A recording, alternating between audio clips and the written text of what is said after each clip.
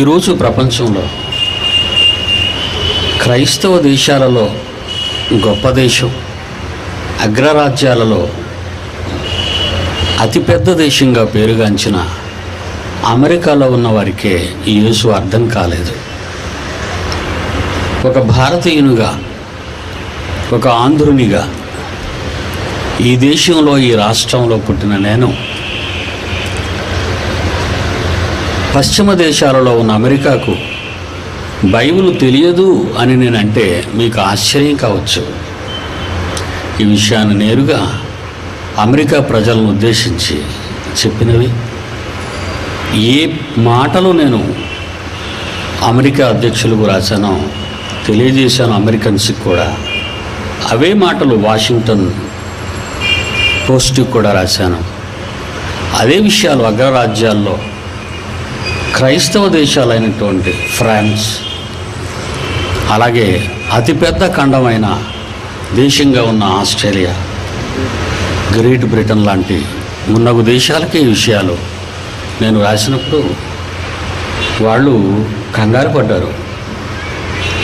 అమెరికాకి బైబిల్ తెలీదా అని. ఈరోజు చాలామంది అమెరికా నుంచి వచ్చినటువంటి వాళ్ళ వెనుక మన వాళ్ళు తిరగటం చూస్తూ ఉంటాం. వాళ్ళకి బైబిల్ తెలుసని నేను అనుకోవటం లేదు, కానీ వాళ్ళ దగ్గర డబ్బు బాగా ఉంది, దాన్ని ఎలా సమకూర్చుకోవాలన్న తప్పనే తప్ప బైబిల్ వాళ్ళకి తెలియదు అనే విషయాన్ని వాళ్ళు చెప్పలేని దశలో వీళ్ళున్నారు. ప్రియులరా, ఇకపోతే ఒక్క మాటలో చెప్పాలి అంటే ప్రపంచంలోని అనేక మందికి, సుమారు 200 మంది కోట్ల క్రైస్తవులు బైబిలులోని దేవుడు తండ్రి అవసరాల కొరకు అతన్ని వాడుకుందామన్న ఆలోచనే తప్ప ఆయనకున్న ఆలోచన ఏంటి, ఆయన మనసిరిగి అతనికి ఆలోచన చెప్పేవాళ్ళు ఎవరు అనే అంశం మీద ఆలోచించటం లేదు. ఇశ్రాయేలీ అందరినీ అరణ్యంలో నేను నాశనం చేసిస్తాను, మోషే నీ కుటుంబాన్ని గొప్ప జనాంగంగా చేస్తాను అన్నప్పుడు దేవునికి ఒక మంచి సలహా ఇచ్చిన గొప్ప వ్యక్తిగా మోషేను మనం చూడగలం. తండ్రి, మోయాబీలు, అమోరీలు, హివ్వీలు, హిత్తీలు, కనానీయులు, ఈజిప్టియన్స్ ఎంతోమంది ఈ ప్రపంచంలో ఉన్నారు. వాళ్ళందరూ వాగ్దానం చేసిన పాలుతీనులు ప్రవహించే దేశానికి పాలస్తీనాకు తీసుకెళ్తానని మాటిచ్చావు. ఆ మాట జగత్ విఖ్యాతమైంది. మరి అరణ్య మార్గం గుండా అప్పుడు ప్రయాణంలో ఉన్నాం మేమంతా. ఈ అరణ్యంలో ఇశ్రాయేలీయులు నాశనం అయిపోతే మీ దేవుడు అరణ్యంలో పోల్చటానికి, చంపటానికే తీసుకువెళ్ళాడా? ఆయన మాట మీద నిలబడే దేవుడు కాడా అని అనేక నిందలు తమరు భరించవలసిన పరిస్థితి ఏర్పడుతుంది కదా. ఒకవేళ మీరు తీసుకునే నిర్ణయమే నిజమని మీరు అనుకుంటే మీ గ్రంథంలో నుండి నా పేరు తుడిచేయమని మోషే చెప్పిన సందర్భాలు మీరు చదువుకున్నారు బైబిల్లో. దేవునికి మంచి సలహానిచ్చినటువంటి ఒక గొప్ప కుమారుడుగా మోషే దేవుని ఇల్లంతటిలో గొప్ప వ్యక్తిగా కనబడుతున్నాడు.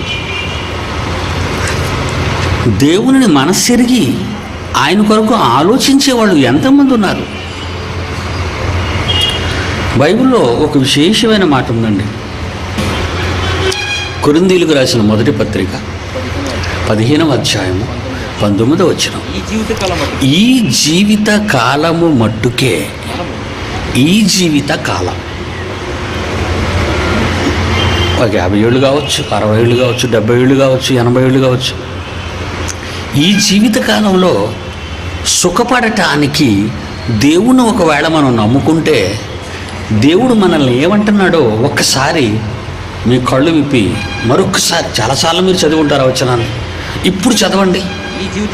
ఈ జీవితకాలం మట్టుకే మనము క్రీస్తునందు నిరీక్షించువారు మైన ఎడల ప్రపంచంలో మిగిలిన 430 కోట్ల మంది మనుష్యులందరికంటే ఈ 200 కోట్ల మంది క్రైస్తవులు దౌర్భాగ్యులు ఇందురు అని అంత చూడండి.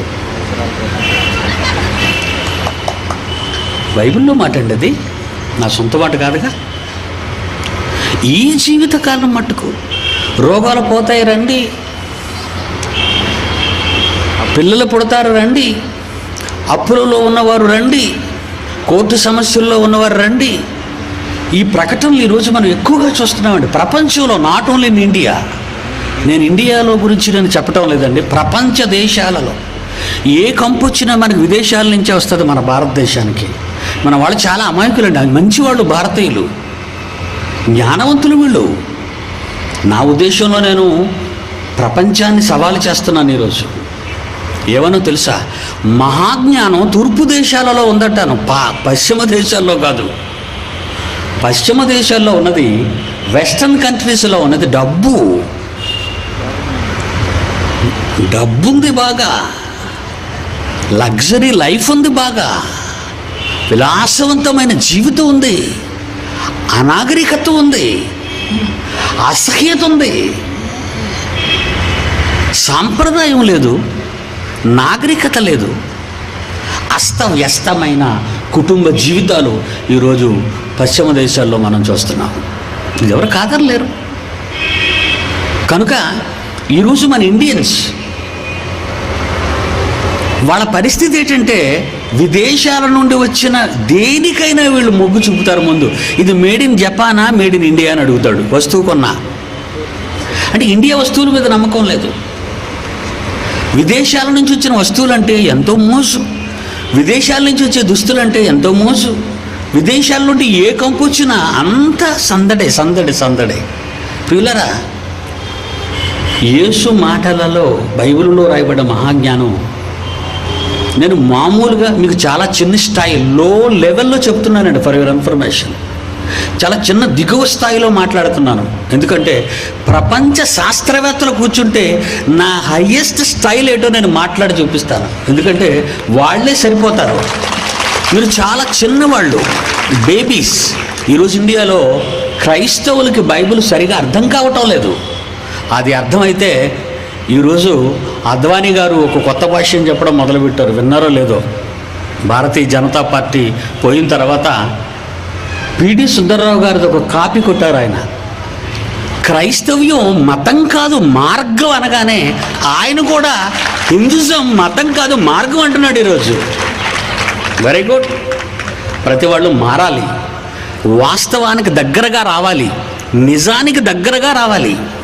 ప్రియులారా, బైబిల్లో రాయబడిన ఈ వాస్తవాన్ని మనం చూస్తుంటే ఎంత చక్కటి క్రీస్తు శకం 58లో అపోస్తుడైన పౌలు ఈ పుస్తకాన్ని రాశాడండి. సుమారు మొదటి శతాబ్దంలో 2004 అండి ఇది. క్రీస్తు శకం మొదటి శతాబ్దంలో, మొదటి 100 ఏళ్లలో సుమారు 58లో ఈ పుస్తకాన్ని రాస్తూ అంటున్నాడు ఆయన, ఈ జీవితకాలం మట్టుకే మనము క్రీస్తునందు నిరీక్షించేవారు అయిన యెడల మనుషులందరికంటే దౌర్భాగ్యులమైందుము. ఈరోజు క్రైస్తవ్యాన్ని చూస్తుంటే అండి, ఏదో జరిగితే వెళ్ళిపోతారండి జనం. ఏదైనా జరగాలి. ఇలా యేసు కూడా చేసి చేసి చేసి దాక్కున్నాడండి. ఈ పాయింట్ చూస్తారా బైబిల్లో? యోహాను సువార్త 12వ అధ్యాయం 37వ వచనం. యేసు ఈ మాటలు చెప్పి వెళ్ళి వారికి కనబడకుండా దాగి ఉండెను. వాళ్ళంటే కొడతారని భయమా? కాదు, వీళ్ళు వచ్చారంటే రోగాలు తీయమనే వస్తారు నా దగ్గరికి, భోజనం పెట్టమని వస్తారు. వీళ్ళు వచ్చారంటే ఎందుకు వస్తారు నా దగ్గరికి? భోజనాలు పెట్టాలి, రోగాలు తీయాలి. ఎన్నిసార్లు చేయాలి ఇవన్నీ వీళ్ళకి? ఎన్నిసార్లు ఆయన చేసి చూపించాడు ఇవన్నీ? ఈయన మాటలు వినడానికి కాదు, ఆయన వారి ఎదుట ఎన్ని సూచక్రియలు చేసినను వారు ఆయన యందు విశ్వాసము ఉంచలేదు. ఏమండి, మీ బైబిల్లో ఉందా? మీ బైబిల్ మాట ఉందని మళ్ళా చెప్తారు. ఏ అధ్యాయం ఏ వచనం అండి? యోహాను సువార్త 12వ అధ్యాయం 37. ఏంటండి మళ్ళా చదవండి. యేసు ఈ మాటలు చెప్పి వెళ్ళి వారికి కనబడకుండా దాగున్నాడు. ఎందుకు దాగున్నాడు? ఆయన వారి ఎదుట ఎన్ని సూచక క్రియలు చేసినా వారు ఆయననే నమ్మలేనప్పుడు ఈరోజు మీ ముందు వీళ్ళందరూ చేస్తే నమ్ముతారా?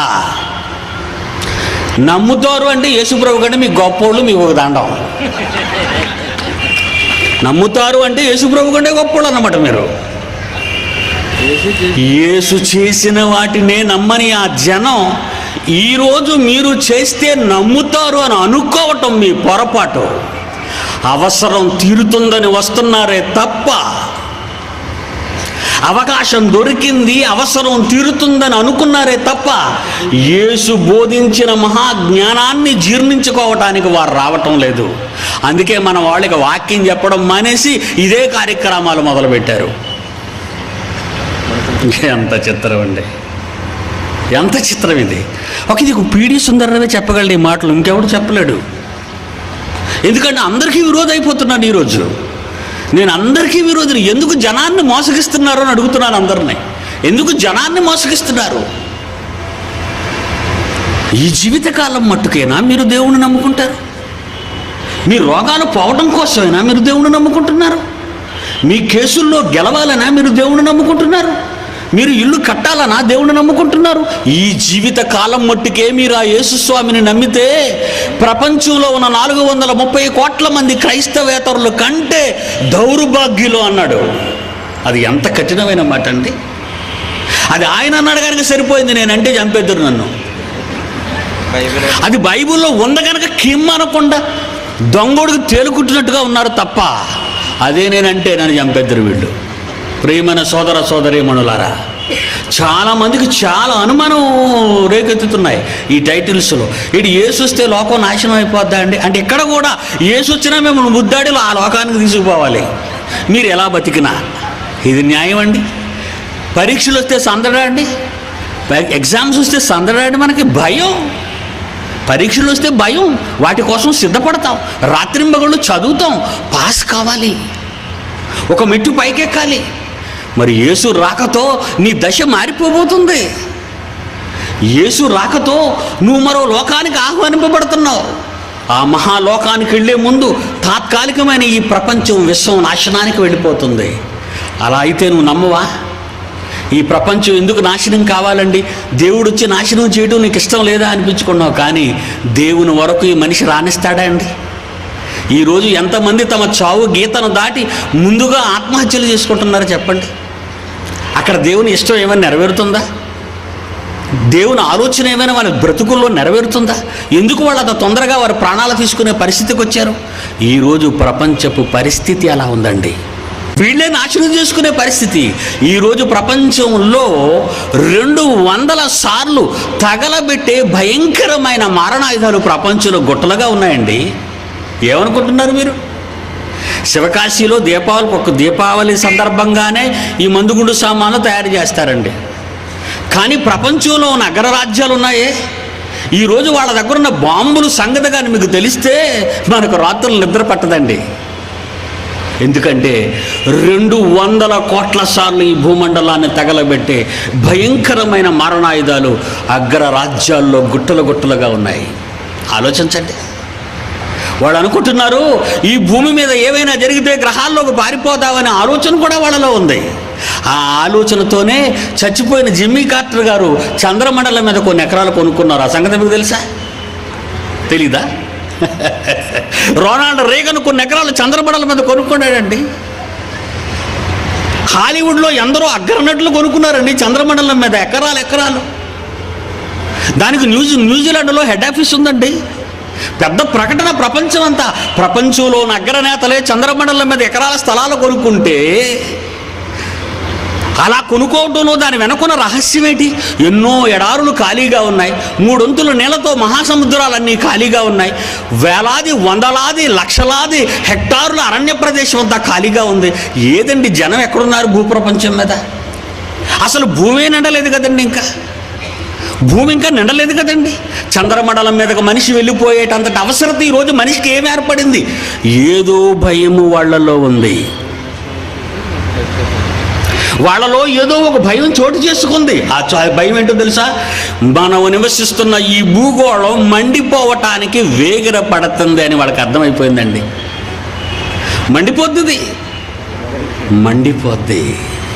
భూమండలం మండిపోవడానికి దగ్గర పడుతుంది. కారణం, 3వ మహాసంగ్రామం అంటూ జరిగితే 3.5 కోట్ల మంది 2వ ప్రపంచ యుద్ధంలో చచ్చిపోయినట్టు కాదండి. 2వ ప్రపంచ యుద్ధంలో 3.5 కోట్ల మందే చచ్చిపోయారు.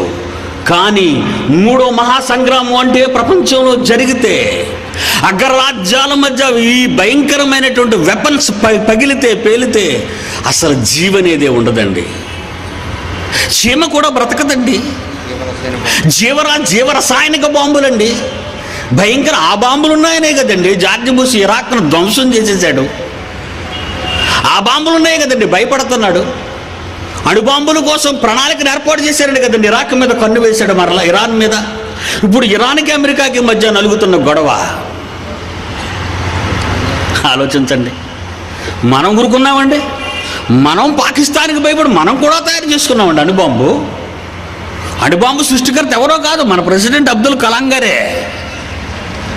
మరి వాళ్ళకి తయారు చేశాడండి ఒక అణుబాంబు. ఖాదర్ ఖాన్ వాళ్ళకి తయారు చేశాడండి. వాడు ప్రపంచానికి ఉగ్రవాది అని బుష్ అంటే వాడు పాకిస్తాన్ హీరో అంటున్నారు వాళ్ళు. ఏంటి అణుబాంబు తయారు చేసినాడు హీరో అండి జనానికి? ఇకపోతే నోబెల్ కమిటీ తెలుసండి, సంవత్సరానికి ఒకసారి శాంతి బహుమతులు ఇస్తుంది. ఆడికి ఎలా పిచ్చి పెట్టిందో తెలుసా మీకు? ఆండ్రో సుకరోవ్ అనే రష్యా శాస్త్రవేత్తకి ప్రపంచ శాంతి కాముకుడిగా గుర్తించి హైడ్రోజన్ బాంబు సృష్టికర్తగా ఆడికి ఒక నోబెల్ బహుమతి ఇచ్చారండి. ఏంటి హైడ్రోజన్ బాంబు సృష్టికర్తకి నోబెల్ బహుమత? వాడు ప్రపంచ శాంతి కోసం హైడ్రోజన్ బాంబు కనిపెట్టాడా? జైశాలి సింహగర్జనని ఇందులో నార్వేజన్ కమిటీ నోబెల్ కమిటీకి ఎలాంటి వార్నింగ్ ఇచ్చానో ఉత్తరం చదవండి. మరి మీకేమైనా పిచ్చి పెట్టిందా? అసలు చచ్చిపోయిన నోబెల్ ఏ ఆశయాలు కలిగి ఉన్నాడో మీకు తెలుసా? ఎవరికి మీరు నోబెల్ బహుమతులు ప్రకటిస్తున్నారు, ఎలాంటి వారికి అని హెచ్చరించి రాసిన ఉత్తరం ఇందులో ఉందండి. సోదర సోదరీమణులారా, బైబిల్ అర్థం కాక, బైబిల్లో ఉన్న మహాజ్ఞానం ఈ వ్యవస్థకు అర్థం కాక తప్పు దారిని పట్టిస్తూ అవసరాల కోసం దేవుణ్ణి వేడుకుందామని కుమారుడు చెప్పినట్టుగా దేవుడు కేవలం శరీరానికి వచ్చి ఆపదలను తీర్చే ఆపద ముక్కుల వాడే అనుకుంటున్నాడే తప్ప ఈ జీవితం తర్వాత మరో జీవితం ఉందని, ఆ జీవితం శాశ్వతమైందని, దానికి కాలపరిమితి అంటూ లేదని, అది శాశ్వత జీవితం అని, అది శాశ్వత లోకం అని, అది పునాదులు గల పట్టణం అని. ఈ భూమండలానికైతే పునాదులు లేకపోవచ్చేమో కానీ అంతరిక్షంలో ఈ సూర్యుని చుట్టూ తిరిగే ఈ గ్రహాలు, ఈ సూర్య కుటుంబాన్ని కలిగిన ఈ పాలపుంత నక్షత్ర మండలం, ఈ పాలపుంత నక్షత్రాన్ని కలిగిన హైడ్రో సెంటారస్ నక్షత్ర మండలం, ఆ ఆండ్రోమెడా నక్షత్ర మండలం, ఇన్ని నక్షత్ర మండలాలతో విశ్వం అంతా ఎందుకుందో వీడికి అర్థం కాని పరిస్థితి అండి. ఎక్కడికో గ్రహాల్లోకి వెళ్ళిపోయి తలదాచుకుందాం అనుకుంటున్నాడు మనిషి. ఈరోజు ఈ భూమండలాన్ని విడిచిపెట్టి అనకూడదు రిస్ట్రిక్టెడ్ ఏరియా, భయంకరమైన స్థలంగా అప్పుడే దీన్ని ఎరిగారండి అగ్రరాజ్యాల వారు. అందుకే చంద్రమండలం మీద ఎన్నెన్నో స్థలాలు, చంద్రమండలం అంతా నిండిపోతుందండి ఈరోజు. కొనుక్కున్నారు వాళ్ళు లక్షలాది ఎకరాలు అప్పుడే కొలతలు కొలిసేసి పనిచేస్తున్నారండి, డాక్యుమెంట్లు ఇచ్చేస్తున్నారండి. ఈ భూమి ఉంటుందని కాదండి, ఈ భూమి వెళ్ళిపోద్దని. ఉపద్య గ్రంథం 1వ అధ్యాయం 4వ వచనం ఏమంటున్నాడో చూడండి. పక్షిరాజు గూడంత ఎత్తున నివాసము చేసుకొని నక్షత్రములలో నీ గూడును నువ్వు నిర్మించుకున్నా అక్కడ నుండి నేను నిన్ను క్రింద పడవేసేస్తాను అన్నాడు. చూడండి, అది అమెరికా వాడికి అర్థం కాలేదా? అమెరికా వాడికి తెలియదండి ఇది. నాసా అంతరిక్ష శాస్త్ర పరిశోధనాశాల ఎక్కడుందనుకుంటున్నారు? వాషింగ్టన్ అండి. వాడు ఆఫీస్ అక్కడే ఉందండి. వాళ్ళనే ఛాలెంజ్ చేశాను, సవాల్ చేశాను వాళ్ళని. ఏమండి ఒక్క శాస్త్రవేత్త కూడా నూరెత్తలే తెలుసండి? నాసా అంతరిక్ష పరిశోధనాశాలని మీకు అర్థమైంది? ఎవరనుకున్నారు వాళ్ళు? ప్రపంచంలో అంతరిక్షానికి సంబంధించిన పెద్ద పట్టున్న మహావేత్తలండి వాళ్ళు. ఏమండి ఇండియా నుంచి ఎవరైనా ఛాలెంజ్ చేశారు? ఒక్కడి పేరు చెప్పండి. నాసా అంతరిక్ష పరిశోధన శాస్త్రవేత్తలను సవాలు చేసి మీస ఉన్న మగాడు ప్రపంచంలో ఎవడో ఒకటి పేరు చెప్పండి. ఆ పేరు చెప్తే పిడి సుందరరావు పేరు చెప్పాలి మీరు, మరొకడు దానికి అర్హుడు కాడు. బైబిల్ అండి, బైబిల్లో ఉన్న మహాజ్ఞానం అండి, వాడికి అర్థం కావటం లేదు. ఒరే దరిద్రుడా, ఎక్కడికి వెళ్ళిపోతావు? నక్షత్రాల్లోకి వెళ్ళిపోతావా నువ్వు? నక్షత్రంలో నివాసము కట్టినను మేడ పెట్టుకు తోసేస్తాను అక్కడి నుంచి అన్నాడు. ఇప్పుడు గ్రహాల్లో కదండి ఎదుగుతున్నాడు ఇప్పుడు వీడు, ఇంకా నక్షత్రాలకు వెళ్ళదు వీడు. పిచ్చి పట్టిందండి వాడికి, అమెరికాకి పిచ్చి పట్టింది. గాడ్ బ్లెస్డ్ అమెరికా అంటున్నాడు ఈరోజు. అమెరికాకి వెళ్తే ఏం చెప్తారండి వాళ్ళు? God blessed America. George bush, నీకు బైబిల్ తెలీదు, అమెరికా ఆశీర్వాదం కాదు. 2001 సెప్టెంబర్ 11 బిన్ లాడెన్ అటాక్స్తో అమెరికా అంతం ఆరంభం అయిందని చెప్పానండి. నీ అంతం ఆరంభమైంది, కబడ్దార్. ఏమనుకుంటున్నావు నువ్వు? బైబిల్ తెలుసు అనుకున్నావా? నీ దగ్గర ఉన్న బోధకుడు ఒక్కడికి కూడా బైబిల్ తెలియదు. బైబిల్ తెలియక నిన్ను తప్పు మార్గాన్ని అడ్డ దారిని నడిపిస్తున్న వాళ్ళే అందరూ. నీకు ఎప్పటికైనా నువ్వు భద్రపరుచుకుంటే, నీ మనసు మార్చుకుంటే, ఉత్తరం జాగ్రత్తగా చదువు. అంటే టోనీ బ్లేర్ తెలుసు కదండి మీకు? టోనీ బ్లేర్ తెలుసా మీకు? తెలుసండి, మీకు తెలియకపోవడం ఏంటండి? ఇంగ్లాండ్ రవ్యస్తమించిన సామ్రాజ్యాధినేత టోనీ బ్లేర్ ఏం ఉత్తరం రాశాడో చదువుతాను చూడండి, మీకు అర్థమయ్యేటట్టు తెలుగులో. టోనీ బ్లేర్ ఏం రాశాడు, ఈ ఉత్తరానికి ఏం సమాధానం ఇచ్చాడు చూడండి. అమెరికా పిచ్చిగా ప్రవర్తిస్తుంది. అమెరికా మీరైనా చెప్పండి, అగ్రరాజ్యాల్లో నువ్వు ఒక అగ్రరాజ్యంగా మిస్టర్ బ్లేర్ అండ్ క్యాబినెట్ అందరికీ రాశారండి. వాళ్ళందరికీ ఎప్పటికైనా నువ్వు అమెరికాని కళ్ళు తెరుచుకోమని చెప్పు. తప్పటడుగులు వేస్తుంది అమెరికా. ఏమండి, అమెరికాని శాసించగలిగే మగాడు ప్రపంచంలో ఎవడండి? ఎవడో? కాళ్ళు పట్టుకొని వాడేసి భిక్ష కోసం ప్రాకులాడే అందరూ బెగ్గర్స్ ఉన్నారండి ప్రపంచంలో. కానీ నేను కాదు. జాగ్రత్త, నువ్వు దెబ్బ తినబోతున్నావు. నీ మేలు కోరి చెబుతున్నాను నీకు. బైబిల్లో రాసిన దానికి నువ్వు వ్యతిరేకంగా ప్రవర్తిస్తున్నావు. అంటే టోనీ బ్లెయిర్ ఏం రాశాడో చదువుతున్నాను చూడండి. మీరు అమెరికా ప్రజలకు జైశాలి సింహగర్జన, ప్రపంచ మేధావులారా కబడ్దార్ అండి. దీని హెడ్డింగ్ అది. ఈ పుస్తకం హెడ్డింగ్ అదండి. ప్రపంచ మేధావులారా కబడ్దార్ అని పుస్తకాన్ని కలంగారికి పంపిస్తే పాపం మాట రాదు, నోటు మాటలేదు ఆయనకి. ఏంటి ప్రపంచ మేధావులకే కబడ్దారా? అవునండి, బైబిల్ అంత గొప్పది. బైబిల్ అంత గొప్పది. బైబిల్ మత గ్రంథం కాదు, విదేశీ మత గ్రంథం కాదయ్యా, ఇది మహాజ్ఞాన గ్రంథం. దానికి టోనీ బ్లేరు క్యాబినెట్ ఏం రాస్తుందో చూడండి. మీరు అమెరికా ప్రజలను అధ్యక్షులు జార్జ్ డబ్ల్యూ బుష్ను హెచ్చరిస్తూ రాసిన ఉత్తరం కాపీ మరియు మీరు పంపిన జైశాలి సింహగర్జన పుస్తకం, ఇంగ్లీష్లో కూడా ఉందండి ఇది. మీరు పంపిన జైశాలి సింహగర్జన పుస్తకం మాకు అందినందుకు మీకు కృతజ్ఞతలు. జాగ్రత్తగా వినండి, టోనీ బ్లేర్ రాసిన ఉత్తరం అండి ఇది. ఇంకేం రాశాడో చూడండి. ఇంకేం రాశాడు? అందు మీరు రాసిన విషయాలను జాగ్రత్తగా గుర్తించితిమి. ఏమండి, ఒక పెద్ద గ్రేట్ బ్రిటన్ ప్రధాని మనం రాసిన వాటిని గుర్తించాడు అంటే, ఏమండి ఎప్పుడూ వివేకానందుడు అమెరికాలో చికాగో అని ఒక పట్టణానికి వెళ్ళి ఒక మెసేజ్ ఇచ్చి చప్పటి కొట్టేశారట వాళ్ళు. దానికి మన జాతి వాడు గొప్పగా రాశారండి స్వామి వివేకానంద గురించి. అమెరికా వాళ్ళ చేత చప్పట్లు కొట్టించుకున్నాడు మా వాడిని. స్వామి వివేకానంద గురించి పాఠాలు పిల్లల పాఠ్య పుస్తకాలు వచ్చాయండి. మరి ఈరోజు ఒక అగ్రరాజ్యాధినేత ఒక భారతీయుడు రాసే ఉత్తరానికి తల దించుకున్నాడు అంటే ఏమనాలి చెప్పండి ఈరోజు? ఏమనాలి? ఇకపోతే ఆస్ట్రేలియన్ గవర్నమెంట్ ఏమని ఉత్తరం రాసిందో చూడండి. మళ్ళీ ఆయన వచ్చాడు, హవార్డ్ వచ్చాడు మళ్ళా ఆస్ట్రేలియా గవర్నమెంట్కి ప్రధానిగా. జైశాలి department of the prime minister and cabinet, Australia government అది ఏం రాస్తుందో చూడండి. జైశాలి సింహగర్జన పుస్తకమును చూచి మిమ్మల్ని అభినందించుచున్నాం.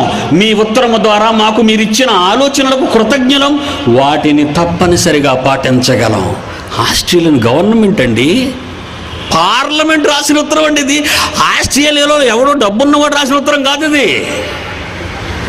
అజేయుడుగా ఇప్పటి వరకు ఆస్ట్రేలియాని పరిపాలించినటువంటి వాడు అవార్డు ఏ ఉత్తరం రాశాడండి?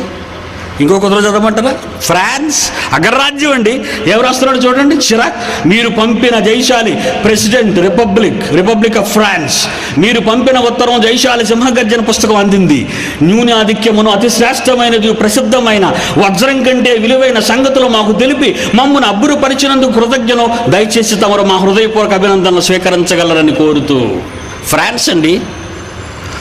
ఏమండి ప్రపంచంలో ఈయన ఏకైక ఈయనే ఉన్నాడేటండి, అడిగాడేటండి ఎవడో. ఏమండి, ప్రపంచంలో ఏకైక ప్రతి ఉత్తరంలో కింద ఏమనుందో తెలుసండి? ప్రతి ఉత్తరంలో కింద ఏమనుందో ఆ పదమే ఉందండి. ప్రపంచంలో ఏకైక ఛాలెంజింగ్ స్పీకర్ అని సంతకం పెట్టానండి. మీరు చూడండి ఆ ఉత్తరంలో. ఈ ఉత్తరాలు యథాతథంగా మీకు తెలుగులో కన్వర్ట్ చేశాను, మేము ట్రాన్స్లేట్ చేసి రాసాం. దీన్ని కింద ఏమైనా సంతకం పెట్టానో తెలుసండి? God bless you, servant of God in Christ, one and only international challenger అని సంతకం పెట్టానండి కిందనే. నువ్వేనా మనగాడివి, నువ్వేనా ఛాలెంజర్వి అని ఎవడు అడగలేదండి. వాళ్ళు స్వీకరించక తప్పదు. కారణం బైబిల్. ఇప్పుడు చూడండి, బైబిల్లో చూదురుగానే ఒక మధురమైన మాటనే, నువ్వు గ్రహాల్లోకి వెళ్ళడం కాదురా పిచ్చి కన్నా, నక్షత్రాలకు వెళ్ళినా నీ గతి నేను ముందుగానే చెప్పేశాను. అనవసరమైన కోట్లాది రూపాయల ప్రజాధనాన్ని వెచ్చించి అంతరిక్ష పరిశోధనల పేట ప్రజలను దగా చేస్తూ ఈ కోట్ల రూపాయలు ఖర్చు పెడితే దేవుడు నీకు ఇచ్చే హెచ్చరిక ఏంటో తెలుసా? నక్షత్రాలలో నుంచి నిన్ను కిందకు తోసేస్తానన్నాడు. చూద్దాండి బైబిల్ చూద్దామా? అపోస్తుల కార్యములు 17వ అధ్యాయం. మీ కళ్ళతో మీరు చూడండి. వాళ్ళకి ఎందుకు బైబిల్ అర్థం అవ్వలేదో మీకు ఎందుకు అర్థం అవుతుందో చూడండి. అపోస్తుల కార్యములు 17వ అధ్యాయము 26వ వచనం చూడండి. 26వ వచనం. మరియు యావత్తు భూమి మీద కాపురముండుటకు. ఎక్కడండి కాపురం ఉండాలి? ఎక్కడండి కాపురం ఉండాలని బైబిల్లో రాయబడింది? భూమి మీద మాత్రమే, చంద్రమండలం మీద కాదు, అంగారకుడి మీద కాదు. నాసాకు అదే ఇచ్చాను వార్నింగ్, హెచ్చరిక. తప్పుడు ప్రణాళికలతో ప్రజాధనాన్ని వ్యయం చేస్తూ అంగారకుడి మీద పాత్ ఫైండర్ని పంపానని లేనిపోని అపోహలతో ప్రపంచాన్ని మోసగిస్తున్నారు మీరంతా. ఏముంది మీ దగ్గర? 1969లో అపోలో చంద్రమండలం మీద దిగింది అన్నది మాయన్న సంగతి మీలో ఎవరికైనా తెలుసా? మాయండది, మాయ. అరిజోనాలో ఎడారిలో ఒక ప్రత్యేకమైన స్టూడియోని నిర్మించి అక్కడ దిగినట్టుగా వాడు ప్రలోభ పెట్టి షూట్ చేసిన దాన్నే ప్రపంచానికి చూపించి నమ్మించింది నాసా అంతరిక్ష పరిశోధన. అందుకే విసిరిన ఛాలెంజ్కు నోరెత్తటం లేదండి. ఈరోజు మీలో ఎవరికైనా అమెరికాలో చుట్టాలు, బంధువులు, మీ వాళ్ళు ఉంటే నేను రాసిన ఉత్తరాన్ని మీకు ఇప్పుడు ఇదిగో మీ బుక్ స్టాల్లో మీకే ఉంటుందండి ఆ పుస్తకం, అందులో ఉంటుంది. ఆ ఉత్తరాన్ని జెరాక్స్ కాపీ చేసి అడగండి వాళ్ళని. చంద్రమండలం మీద దిగాడన్న రుజువులు లేవని నేను మీకు రుజువు చేయగలను. మనిషి బ్రతకలేడండి అక్కడికి వెళితే. మనిషి బ్రతకలేడు. గాలి లేదు, ప్రాణవాయువు లేదు. అక్కడ జెండా ఎగురుతుందంటారు. చూసారా మీరు టీవీలో చూసేటప్పుడు జెండా ఎగురుతుందని? ఎలాగ ఎగురుతుందండి? అక్కడ గాలి లేని చోట ఎలా ఎగురుతుందండి అది? ఆ అంతరిక్ష నౌక దిగిన చోట ధూళి లేచిపోవాలి. ఎక్కడ లేచిందండి? ఎన్ని ఆధారాలు ఉన్నాయనుకున్నారు నా దగ్గర? ఆలోచించండి సోదరులారా. ఒక మంచి మాట, యావత్తు భూమి మీద కాపురం ఉండుటకు, యావత్తు భూమి మీద కాపురం ఉండుటకు ఆయన ఆదాము నుండి ప్రతి జాతి మనుష్యులను సృష్టించి వారు ఒకవేళ దేవుని తడువులాడి కనుగొందురేమో అని ఆయన్ని వెతకాలని, నిర్ణయ కాలాలని మానవుడుండే ఈ భూమికి నివాస స్థల పొలిమేరలు ఏర్పరిచాడు. అది నువ్వు దాటావు అంటే చాలా ప్రమాదం అని చెప్పాడు. రిస్క్తో కూడుకున్నదని చెప్పాడు ఆయన. ఏటి సాధించారు అంతరిక్షంలోకి వెళ్ళి వీళ్ళు ఈరోజు చెప్పండి? భూమి నాశనం అయిపోద్దేమో, భూమి ఎప్పటికైనా క్రూరంగా అగ్ని గోళంగా మారిపోద్దేమో అని అంతరిక్షంలో అందుబాటులో ఉన్న గ్రహాలలోకి వాడి యొక్క గూడును మార్చుకోవాలని ఈరోజు అగ్రరాజ్యాల్లో ఎంతోమంది పోటీ పడుతున్నారండి. ఒకసారి బైబిల్ చూస్తారా? మరో మంచి మాట చూడండి. ఆమోసు గ్రంథం 9వ అధ్యాయం 6వ వచనం. ఆమోసు గ్రంథం 9వ అధ్యాయం 6వ వచనం.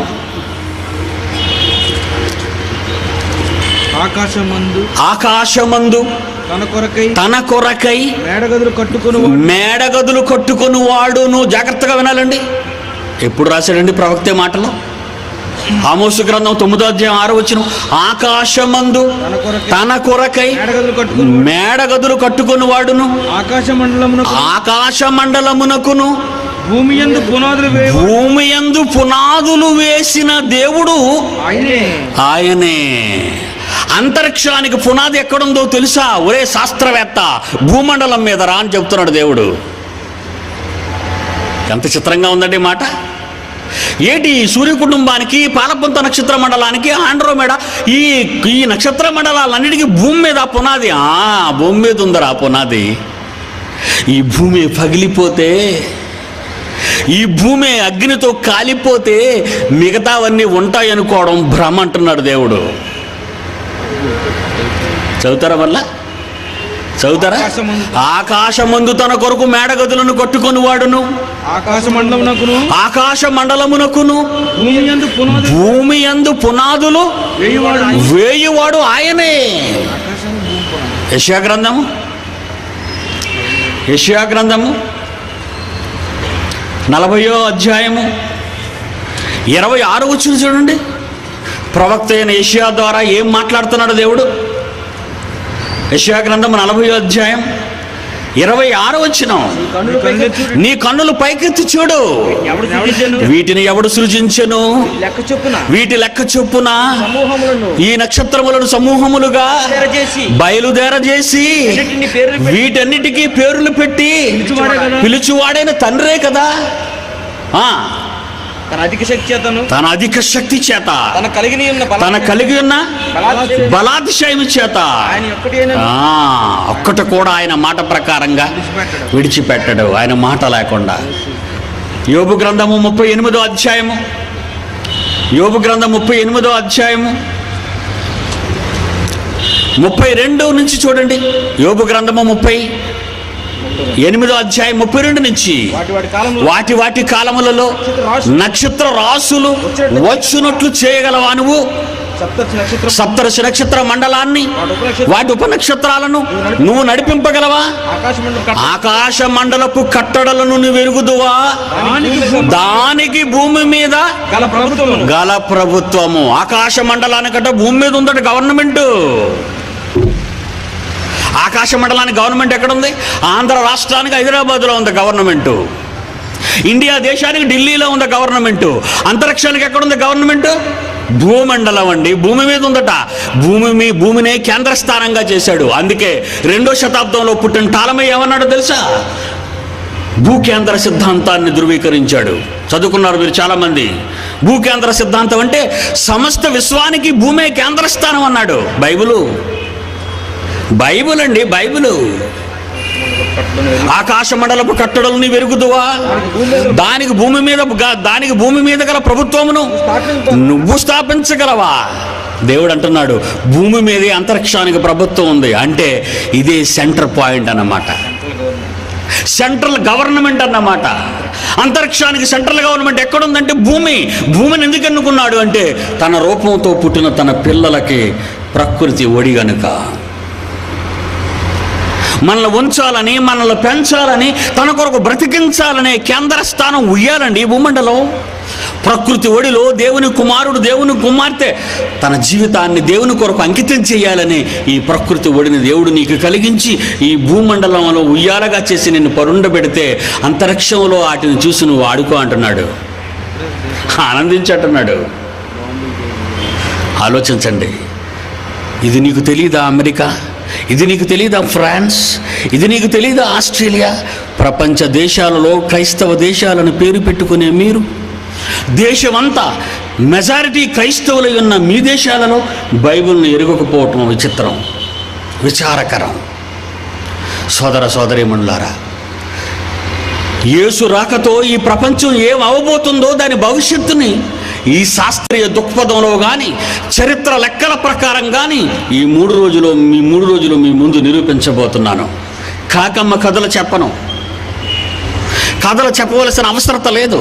శాస్త్రవేత్తల కథలు నమ్మరు, వాళ్ళకు ప్రాక్టికల్గా చేసి చూపించాలి. దేన్నైనా రుజువులతో, సాక్ష్యాలతో వాళ్ళకు చూపిస్తేనే వాళ్ళు భయపడతారు, లేకపోతే వాళ్ళు భయపడరు. దేవుని పిల్లలారా, ఏ విశ్వాన్ని దేవుడు సృష్టించాడో ఆ విశ్వంలో నరజాతి నాశనం అయిపోయిందే తప్ప మొదటి జలప్రళయంలో విశ్వాన్ని మాత్రం నాశనం చేయలేదు. ఆలోచించండి. నోవహు జలప్రళయం మీ అందరికీ గుర్తుంది, అది నేను మీకు వివరించనవసరం లేదు. భూమి మీద మానవ హృదయాలు చెడిపోయాయని, భూమి మీద మానవ బ్రతుకులు అన్యాయం అయిపోయాయని, భూమి మీద నరులను చేసినందుకే అతడు బాధపడ్డాడని మీరు చదువుకున్నారు. ఆనాడు తన పిల్లల అధోగతిని చూసి భరించలేని తండ్రి ప్రపంచాన్ని, మానవ జాతిని, జీవకోటిని తుడిచేస్తాను వీళ్ళందరిని అన్నాడు. అంత కోపం నీ తండ్రికి. మీరు నమ్మిన తండ్రికి ఎంత కోపమో తెలుసా మీకు? నీ దేవుడైన యెహోవా రోషము గలవాడు, ఆయన దహించు అగ్ని. నేను వెళుతున్నాను సొదొమ గొమొర్రాకు. నువ్వు నా మంచి డీరెస్ట్ ఫ్రెండ్ అవి కనుక నీకు రహస్యం నేను దాచను. సొదొమ గొమొర్రాని భస్మీపట్లం చేయబోతున్నాను. ఆకాశం నుండి అగ్ని గంధకాలు గురిపించి బూడిద చేసేయాలనుకుంటున్నాను. అబ్రహాం ఏమంటావు? లాస్ట్ ఇక నేను అడగను ఫైనల్ ఇదే. 10 మంది ఉంటే కాపాడుతావా తండ్రి అన్నాడు చివరిసారిగా. అప్పుడు ఏమన్నాడు? ఓకే, 10 మంది సొదొమ గొమొర్రా అనే పట్టణాలలో 10 మంది మంచి వాళ్ళు ఉంటే చాలు, అబ్రహాం నీకు ఇచ్చిన మాటను నేను తప్పను. సొదొమ గొమొర్రా మీద అగ్ని గంధకాలు కురియవన్నాడు. కానీ ఏరి లెక్క పెట్టేసరికి లోతు భార్య, 2 కూతుర్లు, ఓన్లీ 4. Come on get out. ఈ సిటీస్ నుంచి మీరు ముందు ఉదిగో కనబడుతున్న పర్వతం మీదకి వెళ్ళండి. అప్పుడే ప్రారంభమైపోయి దిగిపోతున్నాయి. భూమిని చేరడానికి కొద్ది టైం పడుతుంది. అవి భూమిని చేరాలంటే వెంటనే మీరు ఇక్కడి నుంచి వెళ్ళిపోండి అన్నారు. పరుగులు తీశారు కొండ మీదకి. అగ్ని గంధకాలు కురిస్తాయి. ఎక్కడికి వెళ్ళిపోతాం? సొదొమ గొమొర్రా పట్టణాల మీద గురి చేసాయంటే కాకినాడ రాజమండ్రి మీద గురిసినట్టు. ఎక్కడికి పారిపోతాం? 2 ట్విన్ సిటీసే కదా, దగ్గరే ఉన్నాయి, ఒకే జిల్లా. అక్కడ కాకినాడ, ఇక్కడ రాజమండ్రి మీద కాకినాడ మీద అగ్నిగంధకాలు గురుస్తుంటే ఎడిపారిపోవాలండి బాబు. ఎంత తొందరగా వెళ్ళిపోయిన వెళ్ళాం. ఆ రోజుల్లో ప్రయాణ సౌకర్యాలే. ఈరోజు హెలికాప్టర్ ఉంటే వెళ్ళిపోవచ్చు. ఆలోచించండి. ఈ మాట ఎందుకు చెప్పానంటే, నీ దేవుడు దహించు అగ్ని, నీ తల వెంట్రుకలన్నీ లెక్క పెట్టానన్నాడు. మీరు అనుకుంటారు అంత దేవుడు ఎక్కడ గుర్తుంటుందిలే అనుకుంటున్నారేమో మీరు. ఆయన నీకు లెక్కలేడు కానీ నీవు ఆయనకి లెక్కే. నీ తల వెంట్రుకల్ని లెక్క పెట్టాడంటే నిన్ను వదిలేస్తాడని ఎలా అనుకున్నావు? నీ తల వెంట్రుకలు లెక్క పెడతాను, నువ్వేంటి ఇలా దువ్వేసి ఇలా చుట్టేసి అలా పడేస్తావు. నీకు లెక్కలేదు. ఆ వెంట్రుకు నువ్వు మొలిపించగలవా? అందుకే నీకు లెక్కలేదు. కానీ లెక్క పెట్టేవాడు ఆయన, లెక్కల మనిషి ఆయన లెక్క పెట్టేవాడు, లెక్కల వ్యక్తి, లెక్కల తండ్రి. ఆయన్ను సామాన్యంగా మీరు ఎంచుకోకండి. అందుకే సొదొమ గొమొర్రా పట్టణాల్లో భస్మీపట్లం చేసేసాడు. జలప్రళయంలో ఆనాడు ఎనమండుకునే కాపాడాడు. మొత్తం జీవకోటి రాశిని తుడిచేశారు, జతలు తప్పించి పక్షులు, జంతువులు, పురుగుల్లో. ఆ 8 మందిలో నుంచి వచ్చిన వాళ్ళే ఇప్పుడు ఈ భూమి మీద ఉన్న వాళ్ళంతా. ఒకరోజు మన పితరులు భయంకరమైన ప్రళయం నుంచి కాపాడబడ్డారు. ఇక యేసుక్రీస్తు రాకడ ఎలా ఉంటుందో ఈ ఆఖరి మాట చెప్పి ముగించుకుందాం. యేసుక్రీస్తు రాకడ, మత్తయి వార్త. యేసు ప్రభుత్వం అందరికీ జీతాలు ఇచ్చి ఏదో సుఖపెట్టాలి కానండి. ఇటు దేవుడు వస్తే వినాశనం ఏంటండి? దేవుడు వస్తే శుభం జరగాలి కానీ అనుకుంటున్నారా మీరు? ఏమండి? మత్తయి వార్త 24వ అధ్యాయం, మత్తయి వార్త 24వ అధ్యాయం 35 నుంచి చదువుతామండి.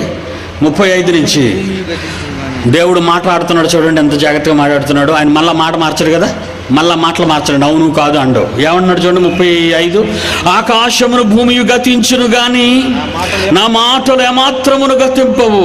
అయితే ఆ దినమును గూర్చి గడియను గూర్చి తండ్రి మాత్రమే ఎరుగును గాని ఏ మనుష్యుడైనను పరలోకమందుల దూతలైనను కుమారుడైనను ఎరుగరు. నోవాహు దినములు ఎలాగుండెనో మనుష్య కుమారుని రాకడయు అలాగే ఉండును. శుభం అండి ఇది శుభం అండి. ఇదేమో శుభంగా ఉందండి. ఇది వార్నింగ్ అండి. ఇది వార్నింగ్. మాకు అప్పుడప్పుడు న్యూస్లో ఏం చెప్తారో తెలుసండి? మన ఆనకట్టు ఏంటిదండి ఇది? ధవళేశ్వరం ఆనకట్టు ప్రమాద సూచకను మించి ప్రవహించుచున్నది అని చెప్తుంటాడు అప్పుడప్పుడు. ఏంటి ప్రమాద సూచకనే మించిపోయిందా లెవెల్, వాటర్ లెవెల్? అంటే డ్యామ్ దెబ్బతింటుంది. ఆ గేట్లు కానీ ఓపెన్ చేయకపోతే మొత్తం డ్యామ్నే తీసుకెళ్ళిపోద్ది. భయంకరమైన పరిస్థితి అన్నమాట అది. భయంకరమైన స్థితి అండి. ఆనకట్టు కదా భయంకరమైన పరిస్థితి. పల్లపు ప్రాంతాల్లో ఉన్న ప్రజలకు ప్రాణాపాయ పరిస్థితి అది. అప్రమత్తం అందుకంటున్నాడు. ఏమంటున్నాడు చూడండి, నోవహు దినములు ఎలాగుండెనో మనుష్య కుమారుని రాకడ అలాగే ఉండును. జలప్రళయమునకు ముందటి దినములలో నోవహు వాడలోనికి వెళ్ళిన దినము వరకు ఆనాటి ప్రజలు తినటం, తాగటం, పెళ్ళిళ్ళు, పెళ్ళు శుభకార్యాలు ఇవన్నీ జరుగుతున్నాయి. ఇప్పుడు చూడండి ఏమైనా ఆ లెవెల్ ఈ లెవెల్ ఏమైనా సరిపోయిందో లేదో. అప్పుడు ప్రమాద సూచిక అది. అప్పుడు ప్రమాద సూచిక ఏంటి? అక్కడ చూసిన శుభాలే, తినటం, తాగటం, పెళ్ళిళ్ళు చేసుకోవటం. అది శుభసూచకమా? మీకు శుభసూచకం కావచ్చు అది, కానీ అందులో అశుభం ఉందంటున్నాడు దేవుడు. నాశనానికి ముందు ప్రపంచ పరిస్థితి ఎలా ఉంటుందో యేసు చెప్పిన మాటల్లోని వాస్తవాన్ని ఒక్కసారి చూడండి. జలప్రళయమునకు ముందటి దినములలో నోవహు దినములు ఎలాగుండెనో మనుష్య కుమారుని రాకడ అలాగే ఉండును. జలప్రళయమునకు ముందటి దినములలో నోవహు వాడలోనికి వెళ్ళిన దినము వరకు వారు ఆనాటి ప్రజలు తినుచు, త్రాగుచు, పెండ్లి చేసుకొనుచు, పెండ్లికిచ్చుచుండి జలప్రళయం వచ్చి అందరినీ కొట్టుకొని పోవు వరకు ఎరుగక పోయిరి. అలాగుననే మనుష్య కుమారుని రాకడ ఉండును అన్నాడు. చూడండి ఈరోజు ప్రపంచాన్ని చూడండి, అంత బిజీ. ఏమండి, మార్కెట్ సెంటర్ ఖాళీ ఉండదు, బస్సులు ఖాళీలు ఉండవు, విమానాలు ఖాళీలు ఉండవు, రైళ్లు ఖాళీలు ఉండవు, సందడే. తినటం, తాగటం, పెళ్ళిళ్ళు, తినటం, తాగటం, పెళ్ళిళ్ళు, ఆనందాలు, శుభకార్యాలు. ఏమండి, గోడేవారి పెళ్లి సందడే, అప్పలమ్మ పెళ్లి సందడే, అన్నీ సందడిలే. ఎక్కడ చూసినా సందడిలే. భయం ఏది? ప్రపంచానికి భయం లేదండి, భయం లేదు. కష్టమేమైనా వచ్చిందనుకోండి, అబో దేవుడు అంటారు. మరలా కష్టమేదైనా వచ్చిందనుకోండి, బాబో దేవుడు అంటాడు. నిద్రపోతున్న ఈ మానవాళ్ళని వ్యవస్థ నుంచి, ఆ మత్తు నుంచి లేపాలండి వాళ్ళని. ఇది యేసు అన్న మాటలండి. ఇది మొదటి రాకడలో అన్న మాటలండి. ఈ మాటలు క్రీస్తు శకం 33లో అన్న మాటలండి. ఇప్పుడు ఎంత అనుకుంటున్నారు? 2004లో 33 తీసేయండి. 1971 సంవత్సరం క్రిందటి మాటలండి ఇవి. 1971 సంవత్సరాల క్రితం యేసు మొదటి రాకడలో ఒక భయంకరమైన సంగతి చెప్పని వెళ్ళిపోయాడండి. ఏటా సంగతో తెలుసండి? జలప్రళయం. నోవహు జలప్రళయాన్ని గుర్తు చేసి, నోవహు జలప్రళయంలో సకల జీవకోటి రాసి ఎలా తుడిచేశాడో దేవుడు.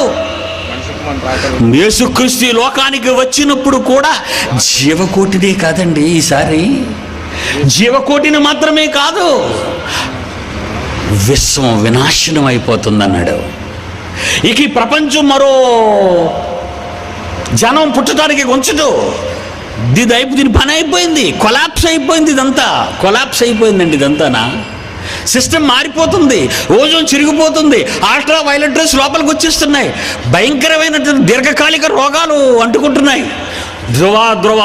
ధ్రువాల్లో ఉన్నటువంటి మంచు కరిగిపోతుంది, సముద్ర మట్టం మెరిగిపోతుంది, లో లెవెల్స్ అన్ని జలమయం అయిపోతున్నాయి, త్రాగటానికి నీళ్లు లేవు, ఋతువులు మారిపోయి కార్యక్రమాలన్నీ స్తంభించిపోతున్నాయి. అకాల వర్షాలు, అకాలపు పంటలు, నేల ఎండిపోవటాలు, కరువులు, భూకంపాలు, వరదలు, ఇవన్నీ మీకు ఎలా అనిపిస్తున్నాయి? ఇవన్నీ సిస్టమ్ పాడైపోయిందండి.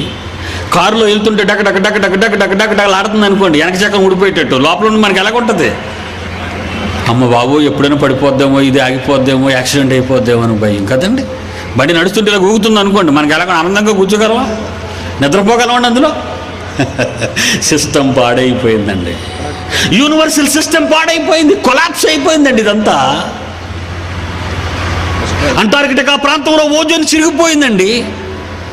మనుషుడు తన మత్తు కోసం, తన సుఖాల కోసం తయారు చేసుకున్న ఫ్రిడ్జ్ల వలన, పొగాకు వలన, ఫ్యాక్టరీస్ వలన, వీడు ప్రయోగించినటువంటి బాంబుల వలన, వాటి పరిశోధనల వలన, ల్యాబొరేటరీస్లో వాళ్ళు చేసినటువంటి అనేక ప్రయోగాల వలన విడుదలైన భయంకరమైనటువంటి వాయువులు భూమికి రక్షక వలయంగా ఉన్నటువంటి ఓజోను చినిగిపోయి చిల్లులు పడిపోయే పరిస్థితి. ఊపిరితిత్తులు చిల్లులు పడితే ఊపిరితిత్తులు క్యాన్సర్ వచ్చి నీకు డేటు నిర్ణయిస్తారు, ఇంతకాలం పోతావని. Total system పాడైపోయిందండి. ఎంత పాడైపోయింది, ఎలా పాడైపోతుందో తెలుసండి. ఏమంటే ఏంటయ్యా నీ బండి కొంచెం బాగు చేయించుకుంటుంటారండి అప్పుడప్పుడు పిల్లల్ని. ఏంటయ్యా నీ బండి మరీ శబ్దం వచ్చేస్తుంది, బాగు చేయించుకో తొందరగా అంటే అంటాడు, ఇప్పామంటే చచ్చిపోతామండి అన్నాడు. ఏ అన్నా ఇంక ఇప్పామంటే అన్ని వాంటింగ్స్ ఏనండి దానికి. ఓరి పిచ్చివాడా, దాని వాంటింగ్స్ గురించి నువ్వు మాట్లాడుతున్నావు కానీ నువ్వు వాంటెడ్ పర్సన్ రా ఇప్పుడు అన్నాను. నువ్వు పోతావు.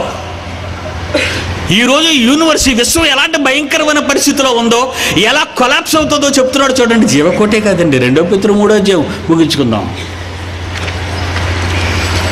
2 పేతురు 3వ అధ్యాయం 10వ వచనం చూడండి ప్రియులారా. 2 పేతురు 3వ అధ్యాయం 10వ వచనం చూడండి. అయితే ప్రభు దినము దొంగ వచ్చినట్లు వస్తుంది. ఆయన ఆగమనం ఆకాశములో ఆ దినమున మహావేండ్రముతో గతించిపోతాయి. బాబోయ్, ఆకాశం గతించిపోద్దా? మహాధ్వని. అసలు పెద్ద ధ్వని పిడుగుపెడితేనే గుండె ఆగిపోయి చచ్చిపోతున్నారు చాలామంది. ఆ పిడుగు పాటికే మనుషులు గుండె ఆగిపోతుంది ఆ శబ్దానికి.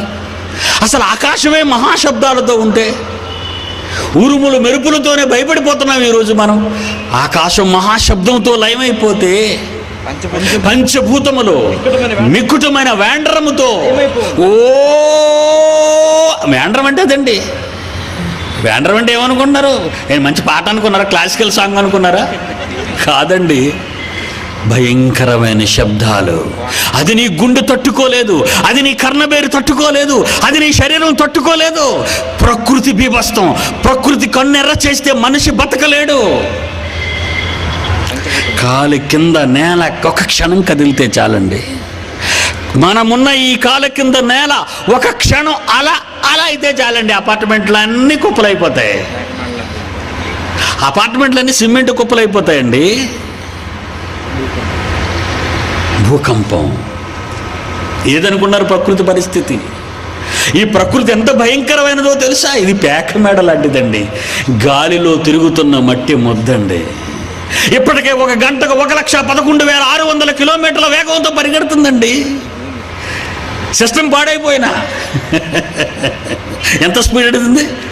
ఎంత స్పీడ్ గంటకు భూమి సూర్యుని చుట్టూ తిరగడానికి? జాగ్రత్తగా వినాలి. 1 గంటకు భూమి పరిగెడుతున్న స్పీడ్ చెప్తున్నాను 500 కిలోమీటర్లు అండి. After all international flight. 3,000 కిలోమీటర్ల వేగం అండి అంతరిక్ష నౌక. 3,000 అంతేనండి. కానీ నువ్వు నిలుచున్న ఈ భూమి, నువ్వు నిలబడిన ఈ భూమి 1 గంటకు 1,11,600 కిలోమీటర్ల వేగంతో పరిగెడుతుందండి. ఈ సిస్టమ్ పాడైపోతుంది. ఇది నాశనం వైపు పరిగెడుతుంది. టోటల్ యూనివర్సల్ సిస్టమ్ పాడైపోతుంది. పంచభూతములు మిక్కుటమైన వేండ్రముతో లయమైపోవును. భూమి, దాని మీద ఉన్న కృత్యములు కాలిపోతాయి. అవి ఎలాగైపోవటం ఏంటి? ఇవి కాలిపోవటం ఏంటి? మరి దాచిన మందుగుడు సామానంతా ఏమవుద్ది? భోగి మంట, దీపావళి పండగ, విశ్వానికి దీపావళిది. ఎక్కడికి వెళ్ళిపోతావు? అసలు గవర్నమెంట్ అంతా భూమి మీదే ఉందనుకున్నప్పుడు ఎంటైర్ యూనివర్సల్ సిస్టమ్ అంట, నక్షత్రాలకు కానీ గ్రహాలకు కానీ టాలమీ థియరీ ప్రకారంగా, భూకేంద్ర సిద్ధాంతం ప్రకారంగా భూమి కేంద్ర స్థానం అయితే ఆ భూమండలమే పగిలిపోతే ఈ సైకిల్ ఏమైపోద్దండి? ఈ చక్రం ఏమవుతుందండి? ఈ ప్రకృతి చక్రం పగిలిపోద్ది. ఈ ప్రకృతి చక్రమే పగిలిపోతే ఇరుసు స్థానంలో ఉన్న నీవు, భూమండలం మీద ఉన్న నీవు, ఆ భూమి మండిపోతే నువ్వేమైపోతావు? తాను కనుక్కున్న కొడుకు తనకు కానప్పుడు తాను కట్టిన ఇల్లు నీకొంచడు. ఖబర్దార్. కన్న కడుపు అయింది. ఆయనది కన్న కడుపు. నిన్ను కాపాడే నేను కునుగను నిద్రపోను అని నీకు ముందుగా చెప్పాడే నీ తండ్రి. ఎంత మంచి తండ్రి నీ తండ్రి. అతను పడుకుంటే 24, 23 బోగీలు ఉన్నాయి వరుసగా, పొడవుగా. అందరూ పడుకున్నారు. ఏసీలో పడుకున్న వాళ్ళు ఏసీలో పడుకున్నారు, నాన్ ఏసీలో పడుకున్న వాళ్ళు నాన్ ఏసీలో పడుకున్నారు, గాఢ నిద్రలో పడుకున్నారు. పెట్టెలకు మాత్రం భద్రంగా తాళాలు వేశారు, ప్రాణాలకు మాత్రం భద్రత లేదు. కానీ తెల్లవారులు నిద్రపోకుండా అలాగే చూస్తుంటాడు. ఎక్కడ పట్టాలు ఎక్కడున్నాయి, సరిగ్గా ఉన్నాయా లేదా. పొగమంచు ఈ సీజన్లో అంతా పొగమంచేనండి. సిగ్నల్స్ సరిగ్గా కనబడవు, రైలు పట్టాలు సరిగ్గా కనబడవు. అయినా శరవేగంతో వెళ్ళాలి. అతని ఉద్యోగ ధర్మం. ఒక గంటకు 150 కిలోమీటర్ల వేగంతో వెళ్ళకపోతే వాడికి నోటీస్ ఇస్తాడు డ్రైవర్కి. ఛార్జ్ షీట్ ఇస్తున్నారు ఈరోజు. నువ్వు వెళ్ళాలి ఏదో స్పీడ్తో అంటాడంతే. అంత స్పీడ్తో కొట్టకపోతే వీడికి ప్రమోషన్ రాదు అంటే కొడతాడు ప్రాణానికి తెగించి. చాలామంది డ్రైవర్స్ నాకు తెలుసండి, వాళ్ళు అంతా వచ్చి విచ్ చేసినప్పుడు వాడిని అడుగుతారు, నాయన మరి వింటర్ సీజన్లో మీరు ఎలా నడుపుతారు బండిని? మొన్న రత్నాచల్ యాక్సిడెంట్ అయిపోవాల్సిందండి, పట్ట పగిలిపోయింది. డే టైం ఇంటర్సిటీ ట్రైన్ కనుక అది తెలిసిపోయింది. డ్రైవర్ చూసేశాడు, ఆపేశాడు. ఎలా నాయన రాత్రులు అంటే, అంతా దైవాధీనం సార్ అన్నాడు. ఏటి పైలటే దైవాధీనం అంటే మనమేమైపోతామండి? నీ ప్రయాణం సుఖాంతమవుగాక అని ఆశీర్వదించి పంపేస్తాడు టికెట్ ఇచ్చి మనకి లోపల. రైలు స్టేషన్లో చూసారా, మీ ప్రయాణం సుఖాంతమవుగాక. ఒక పెట్టి నిలబడిపోతా, ఒక పెట్టి ఇంకో పెట్టి మీద ఎక్కిపోద్ది యాక్సిడెంట్ అయిన తర్వాత.